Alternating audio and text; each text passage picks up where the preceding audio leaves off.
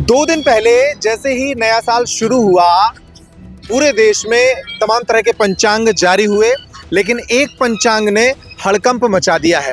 उत्तर प्रदेश में समाजवादी पार्टी ने एक पीडीए पंचांग निकाला है। क्या है ये पीडीए पंचांग और इस तरह के कैलेंडर के माध्यम से किस तरह सियासत को साधने की कोशिश समाजवादी पार्टी ने की है, उसको समझने के लिए हमारे साथ मौजूद हैं उत्तर प्रदेश में समाजवादी पार्टी के वरिष्ठ नेता अजय चौरसिया, जो कि प्रदेश सचिव हैं समाजवादी पार्टी के, और सामाजिक रूप से भी चौरसिया महासभा के कार्यक्रमों में उनकी सक्रियता रहती है। इस इंटरव्यू में हम उनसे बात करेंगे और तमाम विषयों को छूने की कोशिश करेंगे। बहुत स्वागत है पहले तो आपका। धन्यवाद। क्या है ये पीडीए पंचांग? देखिए, समाजवादी पीडीए पंचांग जो बाजार में उपलब्ध पंचांग है, उसमें जिन महापुरुषों का पुण्यतिथि जन्मदिवस है और सारे हिंदू धर्म हो, चाहे मुस्लिम धर्म हो, चाहे ईसाई धर्म हो, जैसे क्रिसमस हो गया, रमजान, ईद, होली, दीपावली, दशहरा, वो सारे त्यौहार उसमें हैं। और उसके साथ हमने खाली उन लोगों को सम्मिलित करने का प्रयास किया जिसको कहीं न कहीं इतिहास में भुला दिया गया था। जैसे समाजवादी विचारधारा के जो महापुरुष रहे, जो बहुजन विचारधारा के महापुरुष रहे, जो पीडीए समाज के महापुरुष रहे, उनको कहीं भी स्थान नहीं दिया गया था। मेरा बस इतना मानना था, मेरा उद्देश्य ये था कि उनके जरिए हम समाज में उनको आज के युवा को परिचित कराएं और समाज के लिए उन्होंने जो अच्छा कार्य किया, समाज के युवा उससे प्रेरणा लेकर समाज जाके अच्छा कार्य करे। इसमें जैसे सभी वर्गों के हैं, जैसे 1 तारीख को आप देखेंगे, उसमें हमने पीडीए शौर्य दिवस के रूप में मनाया है। अब पीडीए शौर्य दिवस क्या है, इसके बारे में गूगल पे आप जाएंगे तो आपको मिल जाएगा कि 200 महारों की सेना ने लगभग 2000 पेशवाओं की सेना को पराजित किया, जबकि महार कोई प्रशिक्षित सैनिक नहीं थे। वो केवल पेशवाओं से इतना आजिज आ गए थे, उनके उत्पीड़न से इतने परेशान हो गए थे कि उन्होंने अपनी सेना बनाई और 200 जो पीडीए समाज के महार थे, उन्होंने 2000 के पेशवाओं को हराने का काम किया था। और उसके बाद आप 3 तारीख को देखेंगे, सावित्रीबाई फुले का उसमें हमने जयंती रखा है। सावित्रीबाई फुले देश की पहली महिला शिक्षिका होने का गौरव प्राप्त है, आप भी जान रहे होंगे। और उन्होंने महिलाओं की शिक्षा के लिए देश में प्रथम महिला या प्रथम व्यक्ति के तौर पर उन्होंने प्रयास किया और आज महिलाएं पुरुषों के बराबर कंधे से कंधा मिलाकर शिक्षा और हर क्षेत्र में आगे बढ़ रही हैं। इसके अलावा हमने उसमें कर्पूरी ठाकुर भी हैं, संत गाडगे भी हैं, स्वामी विवेकानंद भी हैं, स्वामी दयानंद सरस्वती भी हैं, जनेश्वर मिश्र हैं, मुलायम सिंह यादव हैं, राम मनोहर लोहिया हैं, राज नारायण जी हैं, जयप्रकाश नारायण जी हैं। ये सारे महापुरुष, राजीव गांधी, इंदिरा गांधी का पुण्यतिथि जन्मदिवस तो हर कैलेंडर में होता है। हमने सभी वर्गों का जो महापुरुष है उनको समाहित करने का प्रयास किया है, किसी को काटने छोड़ने का प्रयास नहीं किया गया है। बस मेरा एक उद्देश्य कि सर्व समाज के लोग, सभी समाज के पुरुषों का जयंती और पुण्यतिथि अच्छे से मनाएं। हमने अपने महापुरुष जो हमारे समाज के श्री दयाल सिंह चौरसिया जी का, उनका भी हमने जन्मतिथि और पुण्यतिथि उसमें डाला हुआ है, उसे प्रकाशित कराया है। अब श्री दयाल सिंह चौरसिया कौन थे, हमारे बहुत लोग आज नहीं जानते हैं। श्री दयाल सिंह चौरसिया पहले वो व्यक्ति थे जो इंदिरा गांधी के सामने रायबरेली से चुनाव लड़े थे सन 67 में। और आज़ादी के पहले जब अंग्रेज़ों ने भारत में जातिगत जनगणना कराने का प्रयास किया था, जिसका विरोध उस समय के उच्च वर्ग के लोगों ने किया था कि पिछड़ी जाति के लोग अगर अपने अधिकार, शिक्षा, राजनीति में अगर आ जाएंगे तो हमारा वर्चस्व खत्म हो जाएगा। तो अंग्रेज़ों ने देखा कि जो उस समय देश की स्थिति थी, जो उच्च वर्ग था वो कहीं से नहीं चाहता था कि पिछड़ा वर्ग का आदमी कहीं से शासन में, सत्ता में आए, तो उन्होंने उसका विरोध किया था। और श्री दयाल सिंह चौरसिया ने आगे बढ़कर साइमन कमीशन का आप लोगों ने नाम सुना होगा। और साइमन कमीशन के बारे में खाली इतिहास में यही बताया गया कि जब साइमन कमीशन आया तो लाला लाजपत राय ने साइमन गो बैक का नारा दिया और वापस हो गया। अच्छा, वो नारा क्यों था, साइमन कमीशन आया क्यों था, इसके बारे में कहीं नहीं लिखा गया, ना कहीं किसी को जानकारी है। साइमन कमीशन भारत में अंग्रेजों ने जातिगत जनगणना कराने के लिए, ताकि हर जाति को बराबर सम्मान अधिकार मिल सके, उसके लिए कराया था, जिसका इन लोगों ने विरोध किया। लेकिन हमारे महापुरुष श्री दयाल सिंह चौरसिया ने लखनऊ में उनका भव्य स्वागत किया, उनको पूरी रिपोर्ट सौंपी पिछड़ी जातियों की उस समय जो स्थिति परिस्थिति देश में।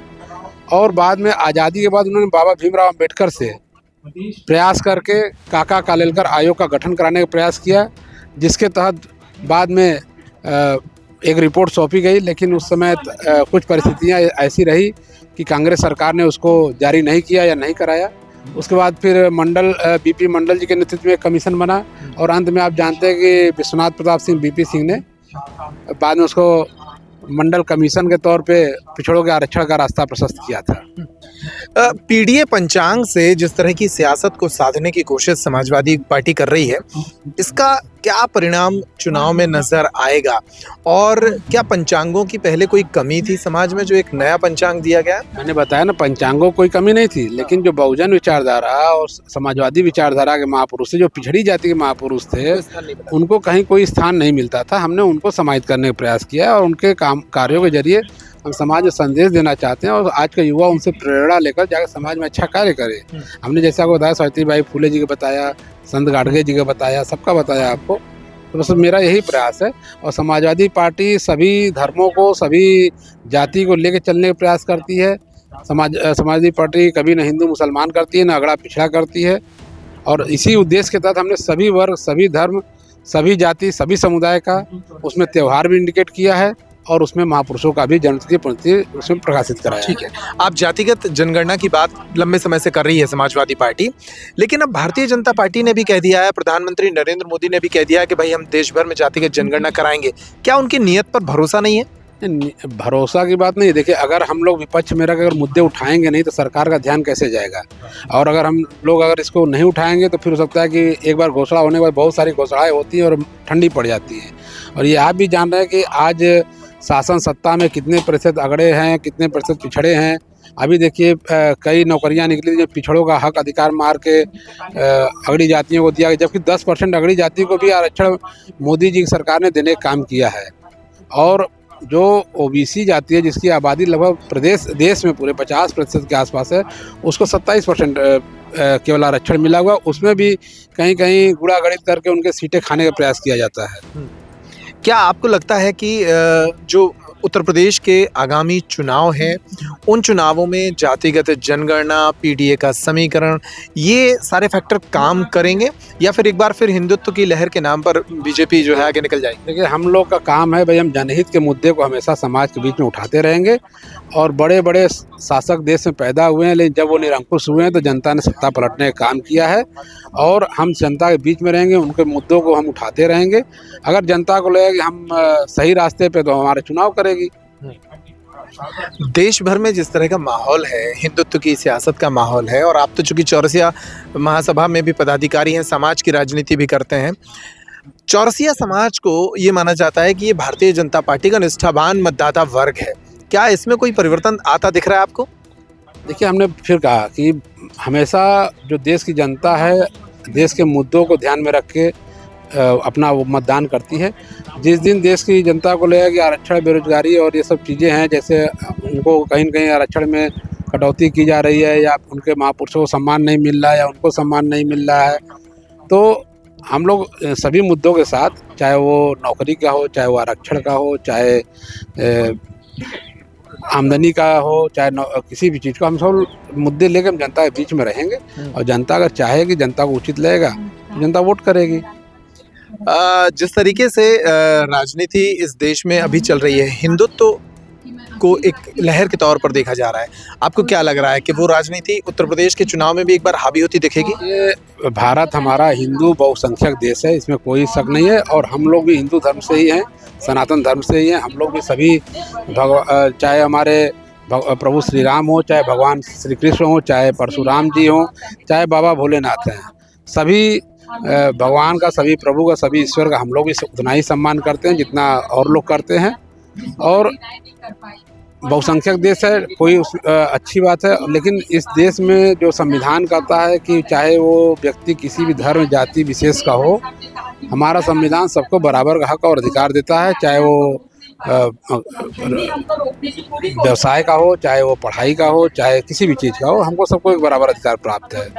एक आखिरी सवाल, मध्य प्रदेश में भी चौरसिया समाज की एक बड़ी आबादी निवासरत है, लेकिन राजनीतिक भागीदारी के मामले में उनकी संख्या बहुत कम है। क्या मध्य प्रदेश में भी चौरसिया महासभा कोई बड़ा आंदोलन, कोई मूवमेंट खड़ा करेगी ताकि आने वाले दिनों में राजनीतिक भागीदारी बढ़ सके? देखिए, हम लोग का जो उद्देश्य होता है, अखिल भारतीय चौरसिया महासभा का हर प्रदेश में कार्यक्रम, लगभग सभी प्रदेशों में साल में एक बार कार्यक्रम होते ही है। इसका उद्देश्य ही है कि समाज के जो लोग हैं अपने, उनको यूनाइट किया जाए, उनको जोड़ने का प्रयास किया जाता है। और निश्चित रूप से अब हमारे समाज में काफ़ी जागरूकता भी है। और जो दल हमारे समाज को सम्मान देगा, हमारा समाज निश्चित रूप से उस दल को वोट करेगा। चलिए, बहुत शुक्रिया हमसे बात करने के लिए। हमारे साथ अजय चौरसिया जी थे, उत्तर प्रदेश के बड़े नेता हैं, समाजवादी पार्टी के प्रदेश सचिव हैं और हाल ही में जो पीडीए पंचांग सपा ने जारी किया है उसके कर्ता धर्ता भी हैं। पीडीए की ये सियासत उत्तर प्रदेश के चुनावों पर तो असर डालेगी ही, चौरसिया समाज में बढ़ती जागरूकता मध्य प्रदेश पर भी असरकारी हो सकती है। इस इंटरव्यू में इतना ही। आपको ये कैसा लगा कमेंट के जरिए हमें जरूर बताइएगा। नमस्कार। छतरपुर का रावत स्टोर इस वैवाहिक सीजन पर लेकर आया है ऑफर्स की भरमार। ब्रांडेड बर्तनों के साथ साथ ढेर सारे उपहार। अमेरिकन टूरिस्टर, सफारी, वीआईपी जैसी ब्रांडेड कंपनियों के बैग्स पर पाएं 50 से 80% तक का डिस्काउंट। 3 पीस का ट्रॉली बैग सिर्फ 5,500 रुपए में। 101 पीस से लेकर 151 पीस तक के दुल्हन किचन सेट की विशाल रेंज ऑफर्स रेट पर उपलब्ध है। शादी विवाह के लिए स्टील, पीतल, तांबे और कांसे के बर्तनों की विशाल रेंज आकर्षक दामों पर उपलब्ध है। शादी विवाह में दिए जाने वाले गिफ्ट आइटम का अनूठा संग्रह। इसके साथ ही मिट्टी के बर्तन, ग्लासवेयर आइटम, क्रॉकरी और प्लास्टिक आइटम की आकर्षक रेंज हार्डवेयर और होम अप्लायंसेस पर भी उपलब्ध है। तो रावत स्टोर्स पर आइए और पाइए शादी की खरीदारी का किफायती मौका। फ्री होम डिलीवरी भी उपलब्ध है। अधिक जानकारी के लिए हमें व्हाट्सएप कॉल या इंस्टाग्राम पर फॉलो कर सकते हैं। हमारा पता है रावत स्टोर्स, चौक बाजार, पुराना उपभोक्ता भंडार, छतरपुर।